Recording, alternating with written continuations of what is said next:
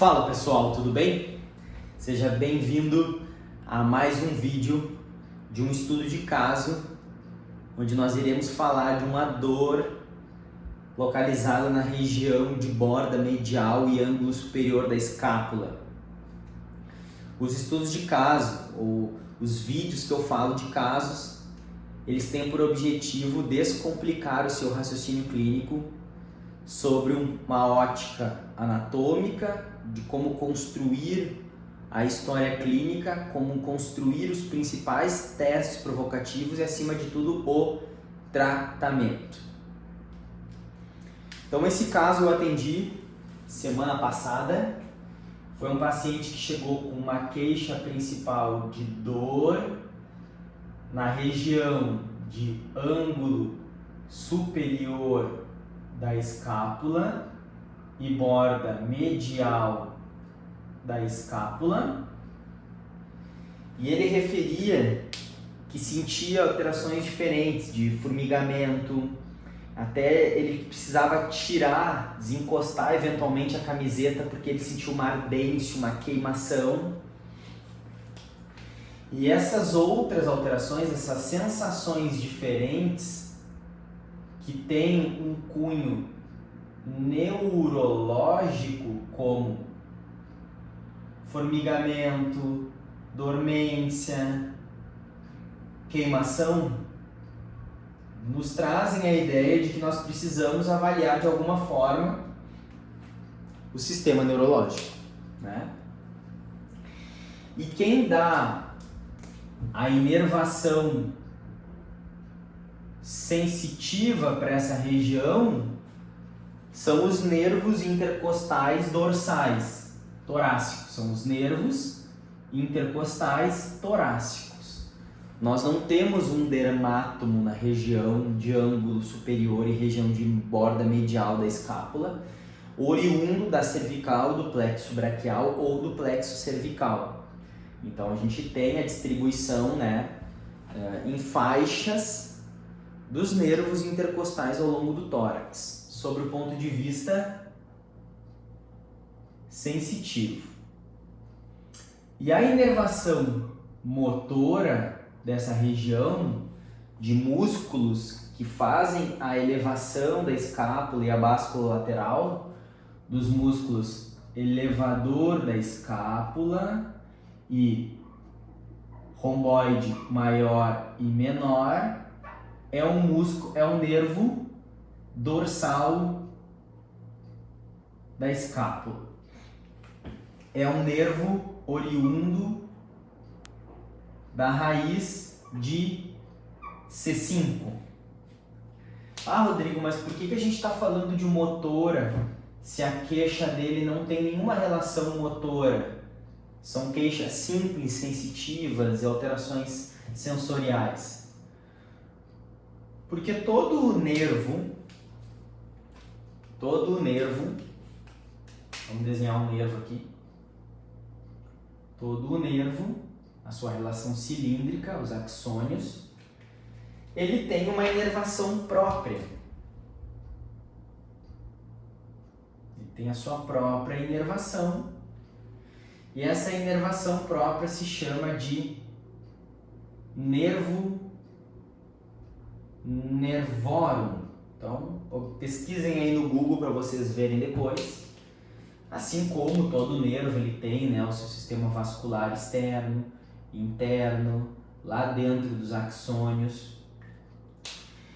E toda irritação de um nervo, seja no seu trajeto anatômico, o trajeto topográfico, que a gente caracteriza como uma compressão neural periférica, desse tronco neural, é diferente de uma radiculopatia, quando a gente tem a compressão lá da raiz, Vou mostrar aqui.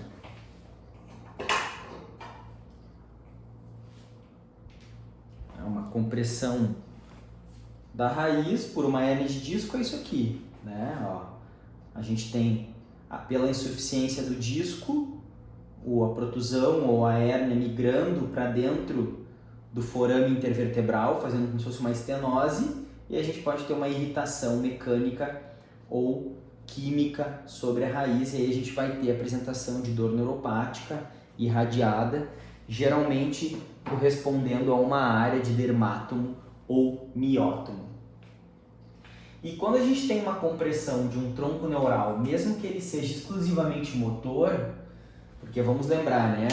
Os nervos periféricos eles podem ser mistos, que contenham fibras, axônios, tanto motores quanto sensitivos, ou sensitivos ou exclusivamente motores. Então a gente levantou a possibilidade de uma relação sensitiva local, porque tem uma queixa neurológica, né? A gente não tem um dermátomo, então a gente exclui, né, uma radiculopatia.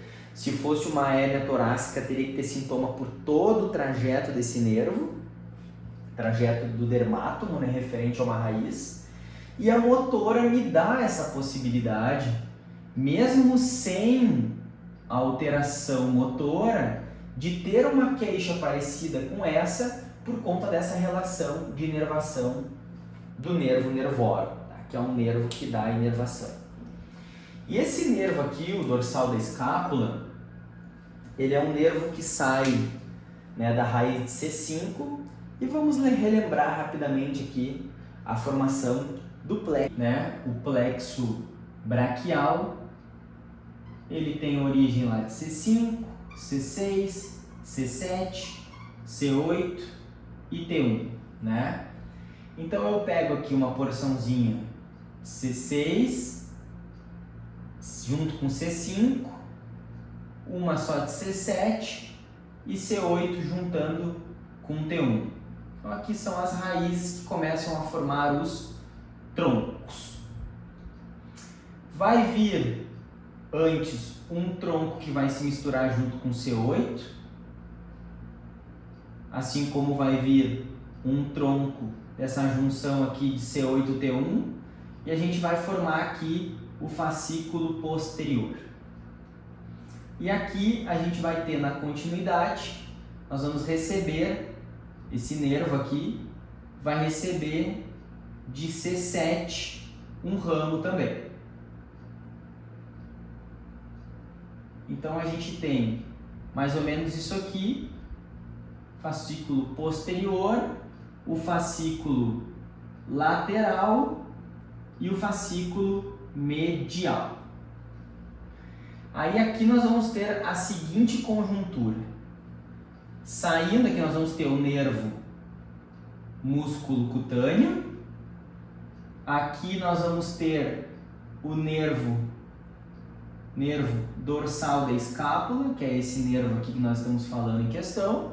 Mas para não ficar o plexo braquial vazio, né? Eu vou ter aqui o nervo radial e uma porção também que vai vir para o nervo axilar. E aqui eu vou ter o nervo ulnar. E de uma porção lá do fascículo posterior, do fascículo lateral e do fascículo medial, nós teremos a formação do nervo mediano, que é o grande nervo, né, formado por todas as raízes. Nós estamos falando basicamente do nervo dorsal da escápula. Então o que acontece anatomicamente, tá? Falando, vamos desenhar aqui. Eu tenho o crânio numa vista posterior, C1, C2, C3, C4, C5, C6, C7, T1, T2, T3, T4, T5. Mais ou menos aqui eu tenho a escápula, espinha da escápula, formação do acrômio, borda lateral, tá mais ou menos assim. Não sou um bom desenhista, mas vocês vão me entender. E aí o que nós temos? Nós temos um músculo aqui mais profundo, que é um músculo esplênido do pescoço, e nós temos aqui, vindo superficialmente para as vértebras cervicais, ó, esplênido do pescoço, elevador da escápula e nós vamos ter aqui fibras do músculo serrátil posterior.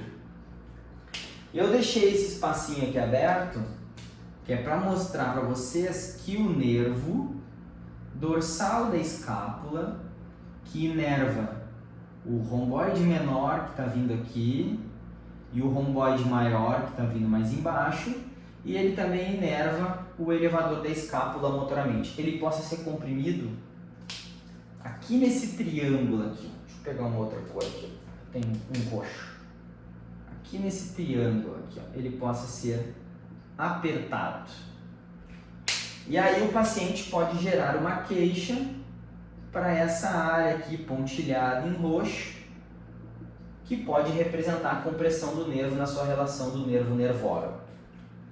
E aí o paciente tem essa relação. Ele pode ter uma alteração de força, de elevação da escápula? Pode, com certeza pode.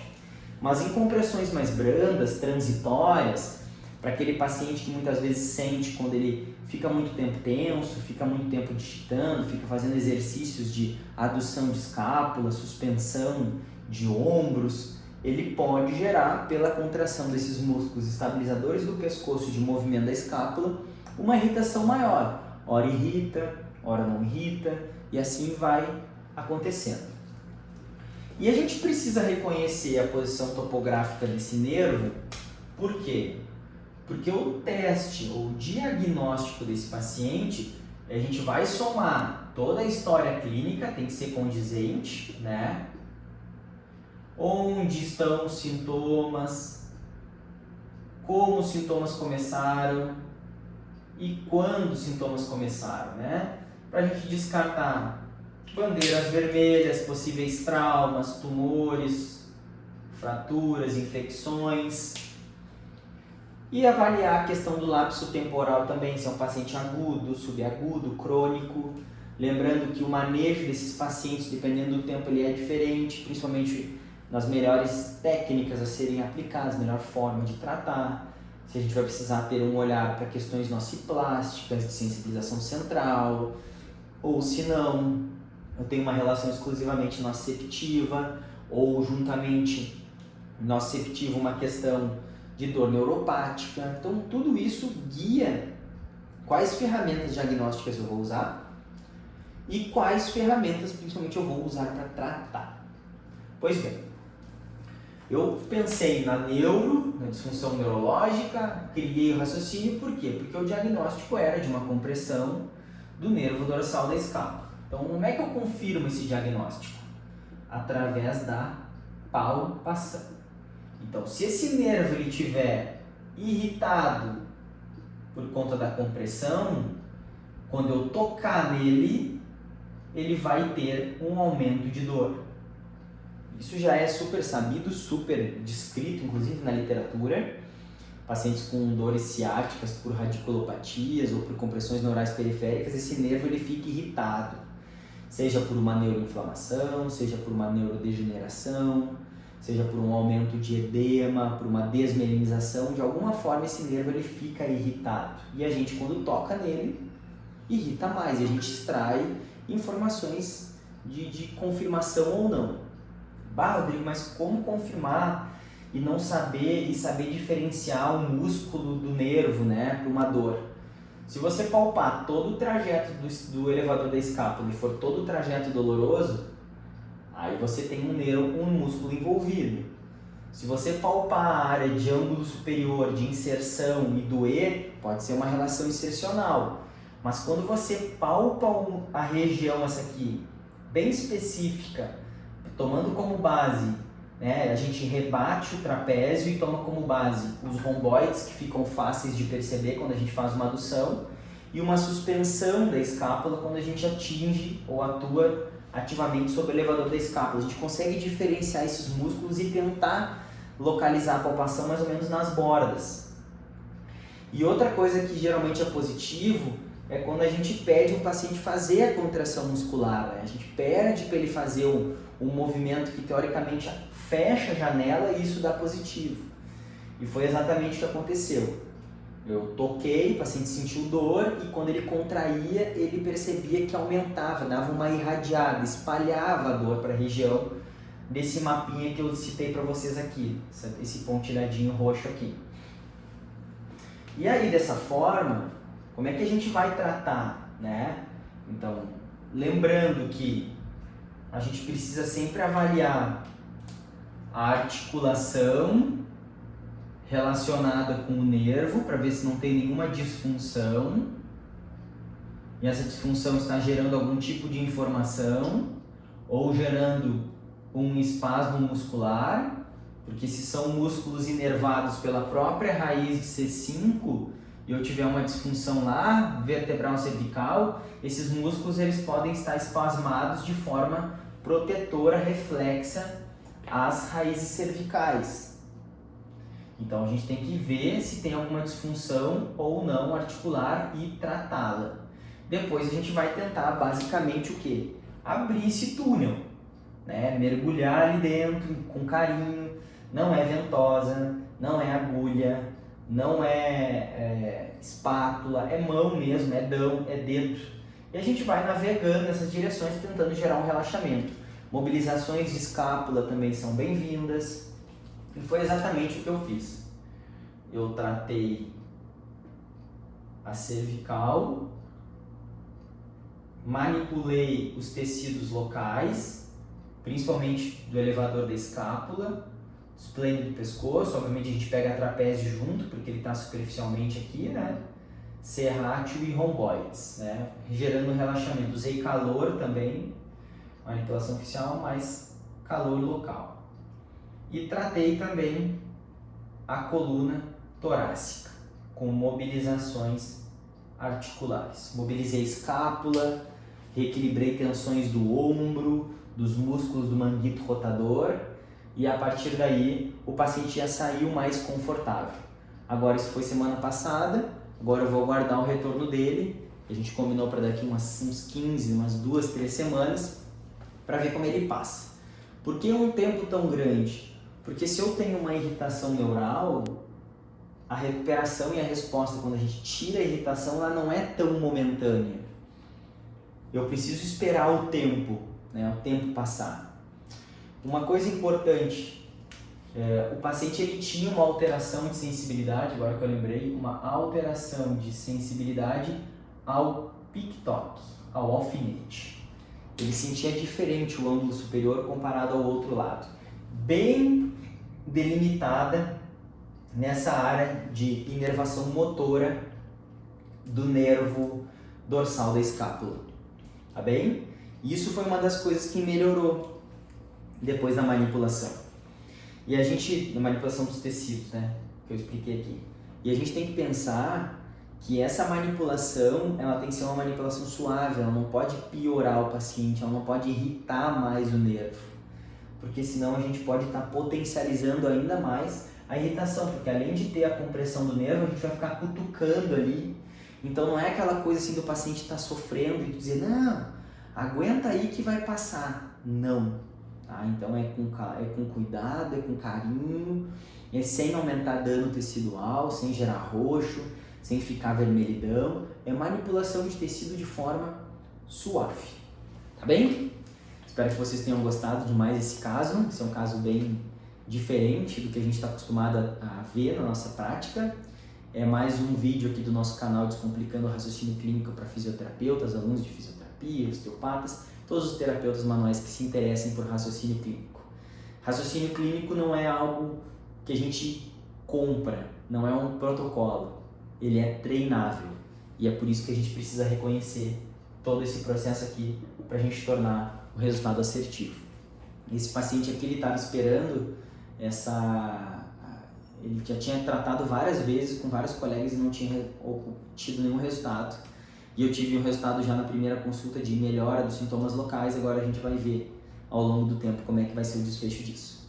Se tu não te inscreveu ainda aqui no nosso canal do YouTube, te inscreve, dá o like aqui. E se você gostou desse vídeo, ele foi legal para você, copia o link aqui, manda para mais alguns colegas seus, compartilha essas informações com outros colegas, porque o objetivo da gente estar aqui é para potencializar e crescer ainda mais a nossa profissão. Até o próximo vídeo.